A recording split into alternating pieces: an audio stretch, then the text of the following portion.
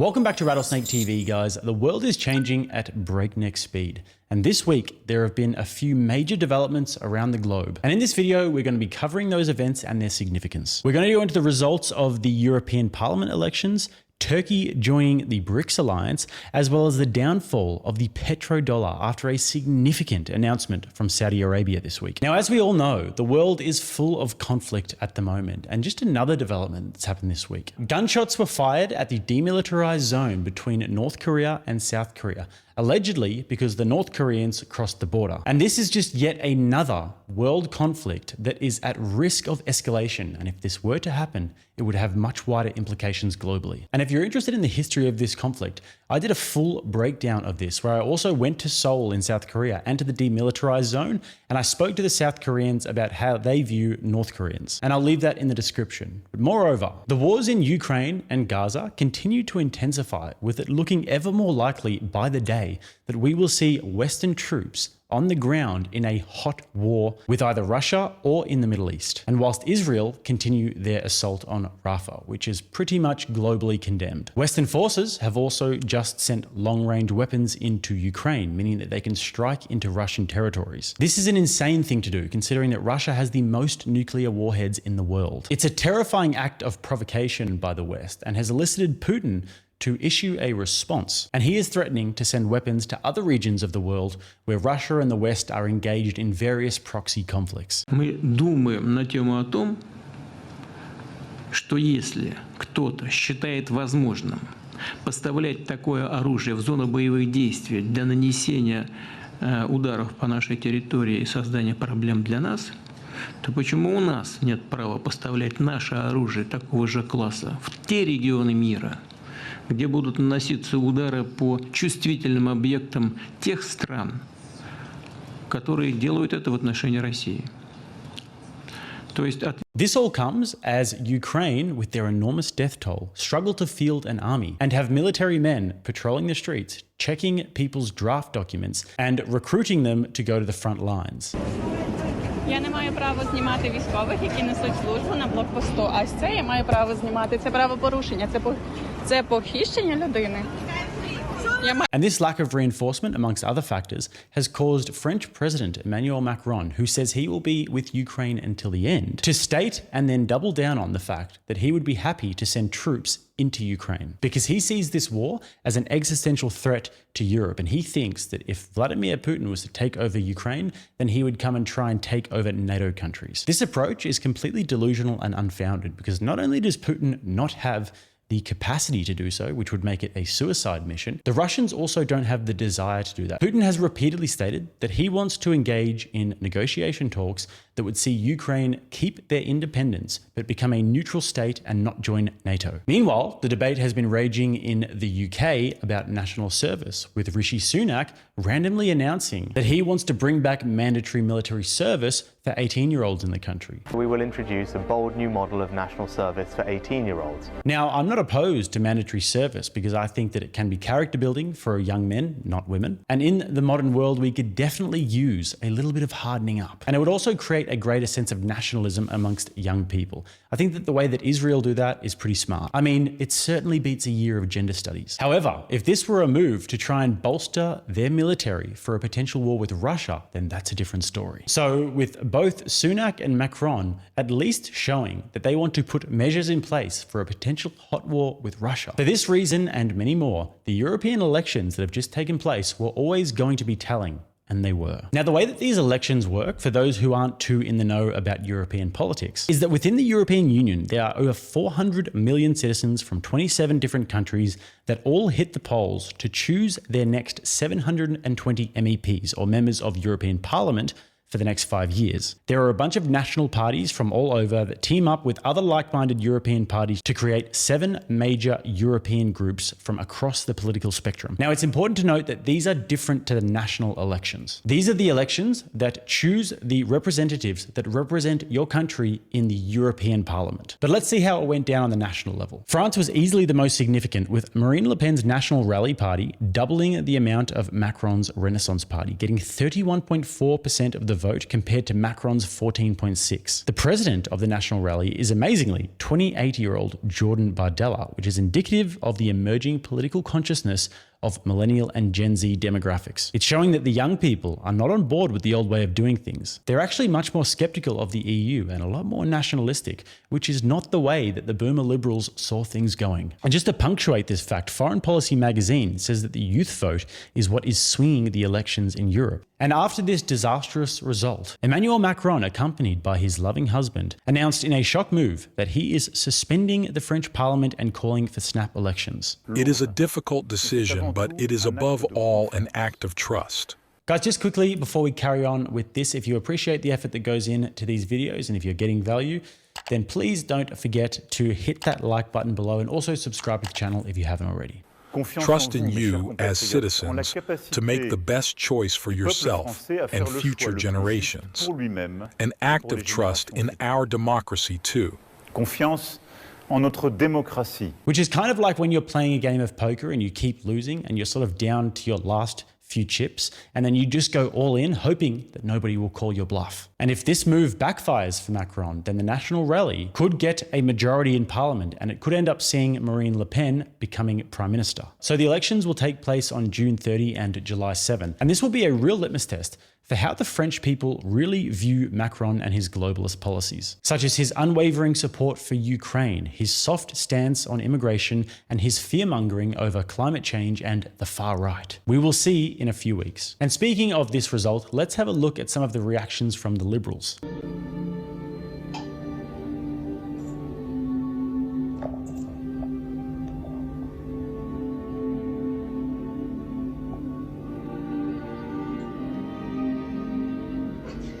The anti-fascists and the Islamists also teamed up to rip down some French flags because vive la résistance, I guess.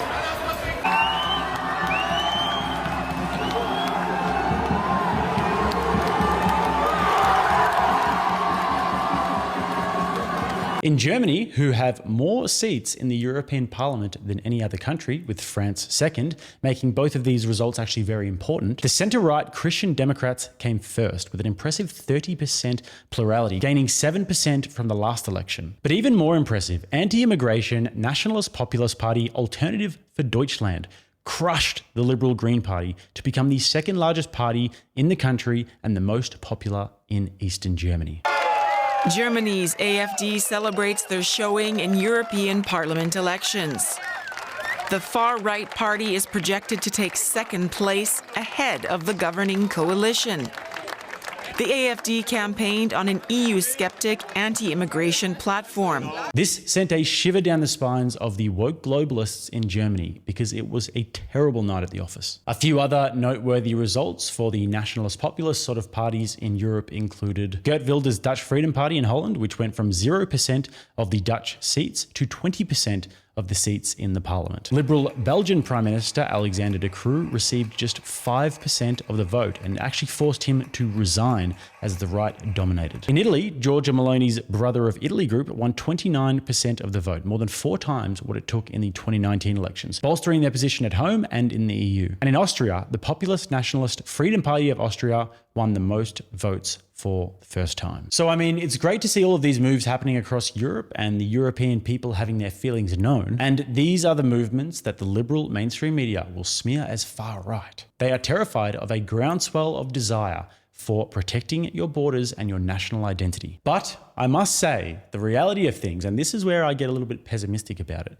is that Europe is in such a mess after the post-World War II liberal global order that has been imposed on them, that even with this result, which looks to be a populist uprising, it's not really likely to do that much. At best, I think we could really see a halt on the World Economic Forum centrally planned measures that are imposed upon the farmers. And I think that the farmers could win that battle, and I've done other videos about that in the past if you guys would like to learn more about it. But in terms of the major issues of mass illegal immigration from the third world and protecting national identity, I don't see much happening. We celebrated when Giorgia Meloni got into office because she was meant to be hardline on this issue, but then immigration increased. We saw what happened on the island of Lampedusa last year when thousands of Africans rocked up on the shore and doubled the population within days. And I really don't see much happening here because despite these positive results, the elected officials unfortunately have limited power. The EU Parliament representatives aren't actually responsible for proposing new legislation. They just get to vote on it. The European Commission, led by Ursula von der Leyen, is who gets to actually propose the legislation. So it's kind of like if somebody came into your house that you own, brought a bunch of migrants in with them, and then allowed you, the homeowner, to elect a representative to have their say on what we watch on TV at nighttime. So with the migrant crisis and the economic crisis that's happening in Europe at the moment, unfortunately, unless all of these people do exactly what they campaign for, I don't see there being much difference made. And these so-called far-right parties that the media demonizes. Well, here in Germany, the far-right alternative for Germany is on course to become the second biggest force in this country. We have to understand that they are not far-right by any means. If I had to be very charitable, I would say that they are centre-right. They care about protecting their national identity and securing their borders. They're not radical, they're not extreme by any means, and they often fail to do what they said they were going to do. But this is all a result of how much of a mess Europe is really in. The goalposts have been shifted so much that they believe Emmanuel Macron is a centrist. These guys probably don't even know what it means to be far right. And also, just across the pond, we touched on this the other day, but Nigel Farage will be running for the next UK election as head of the Reform Party.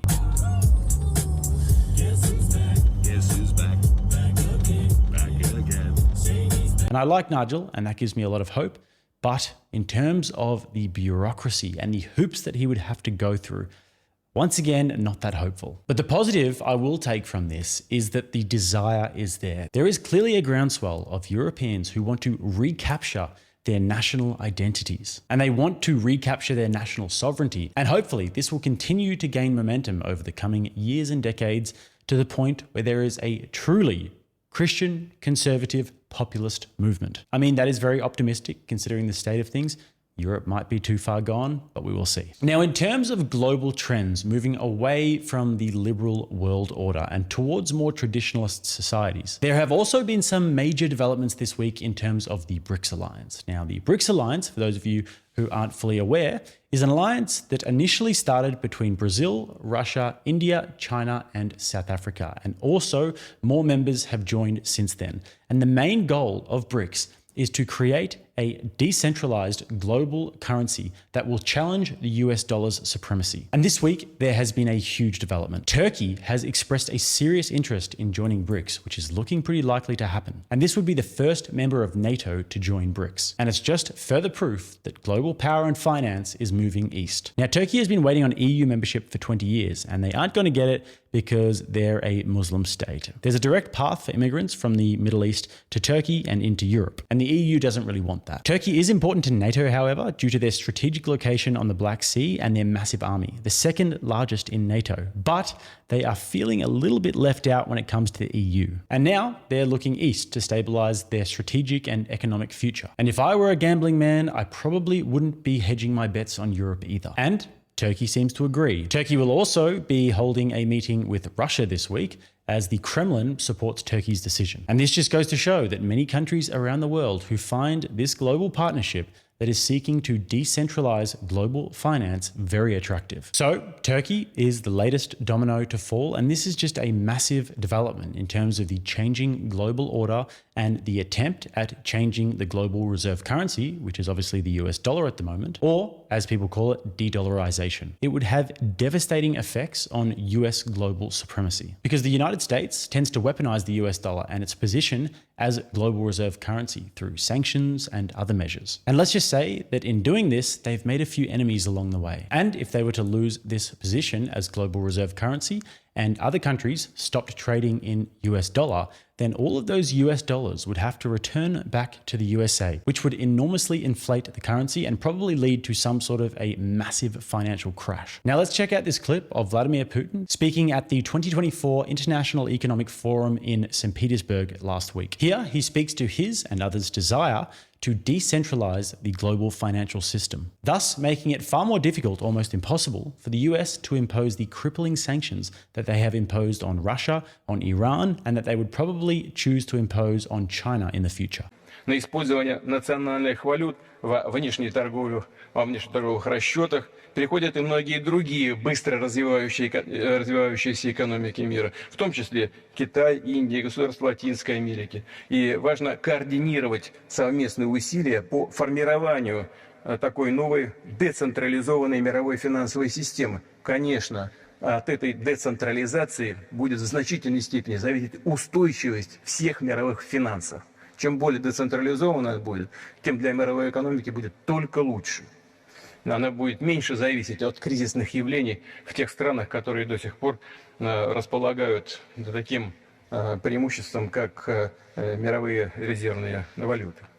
And last story from this week, guys. The future of the petrodollar is in massive trouble, with Saudi Arabia this week announcing that the 50-year-long deal between the USA and Saudi Arabia to trade Saudi oil strictly in US dollars is now officially over. The Saudis will now be looking to open up their massive oil trade to other countries and currencies, which is not good at all for the US. Furthermore, the Saudis are also considering BRICS membership, which will probably happen towards the end of this year. And they have joined the effort led by China to create an independent payment system where developing countries are able to use their currencies in trade that isn't beholden to the US approval and sanctions. So, I mean, I can't stress how important all of these developments are in terms of the changing global order, and it's all happening so quickly. And also, guys, if you're interested in this, if you'd like to learn more about this, I have done a full breakdown on the history of the petrodollar. So I'm going to leave all of the links of the videos that I mentioned just below. So enough rambling from me today, guys. A big, massive week in terms of geopolitics and global affairs. And if you like these videos and if you enjoy these breakdowns, and if there's any topics that you'd like to see me go further in detail with, then just let me know in the comments below. But as for now, you can find my links below, those videos as well that we mentioned. If you'd like to subscribe to the channel, you can click right here. If you'd like to watch another video, right here. Till next time, I'm Jake. This is RattlesnakeTV, keeping you armed and dangerous.